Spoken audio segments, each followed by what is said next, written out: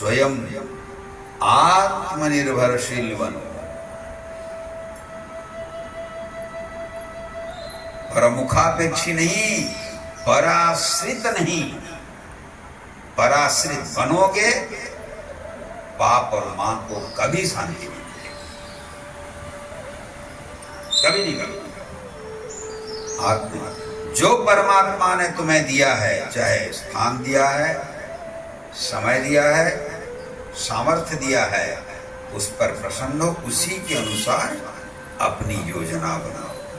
योजना पड़ोसी को देखकर कभी मत बनाओ।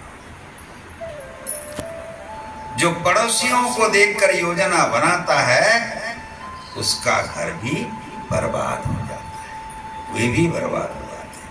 तुम अपना पुरुषार्थ करो, अपने आत्मबल, अपने आत्मविश्वास के साथ उस ऊपर वाले पर भरोसा रखो। भरोसा अपने पर नहीं, भरोसा उस पर रखो, क्योंकि अपनी सांसों पर भी अपना कंट्रोल। जिसने सांसें दिया है उसका स्मरण करो, यही है विश्वास, क्योंकि वही विश्व का आत्मा है। उसके होने से ही सब हैं, वो है, इसलिए राम है, कृष्ण है, बुद्ध हैं, महावीर हैं, इसीलिए सारे के सारे हैं, देवी देवता हैं, वो है, इसलिए वही सब है।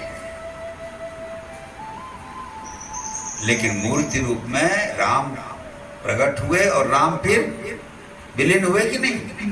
सदेह में कृष्ण रह पाए या नहीं रह पाए? जब राम नहीं रह पाए, कृष्ण नहीं रह पाए, बुद्ध नहीं रह पाए, महावीर नहीं रह पाए, जगत गुरु शंकराचार्य नहीं रह पाए, तो तुम और हम रहेंगे क्या? नहीं रहेंगे।